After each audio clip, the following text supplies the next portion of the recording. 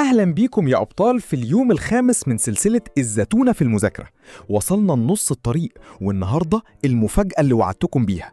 النهاردة مش هنتعلم نذاكر إزاي، النهاردة هنتعلم مين اللي هيذاكر معانا.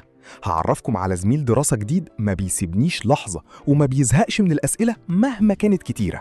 النهاردة الذكاء الاصطناعي مش بس أداة، ده المدرس الخصوصي الخارق بتاعك اللي موجود معاك 24 ساعة في البيت.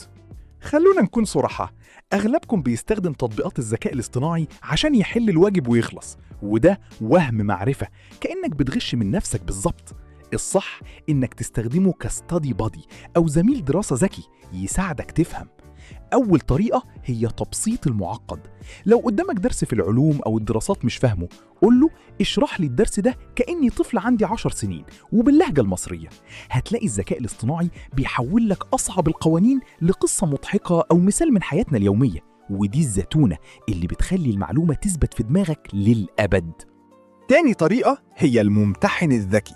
بدل ما تقعد تسمع لنفسك وتنسى نص الكلام، صور صفحة الدرس وقول له اعمل لي امتحان اختياري من 10 أسئلة على الجزء ده، وما تقوليش الإجابة غير لما حل.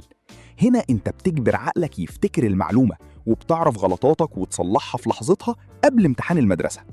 وممكن كمان تطلب منه يلخص لك الدروس الطويلة في شكل نقاط مركزة، أو ينسقها لك عشان تعرف ترسمها سكتش نوتس وتفتكرها بسهولة في الامتحان. تالت حاجة وهي الأمتع، تحويل المناهج لألعاب. اطلب منه يحول درس التاريخ لسيناريو لعبة مغامرات، وانت البطل اللي لازم يحل الألغاز عشان ينجح. التعليم باللعب هو أسرع طريق عشان تقفل المادة وانت مستمتع.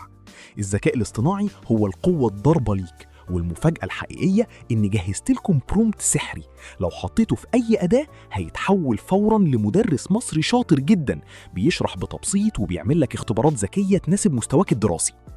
عشان يوصلك البرومبت السحري، اكتب كلمة تم في التعليقات واعمل شير للفيديو ده، وهبعت لك الرابط فوراً.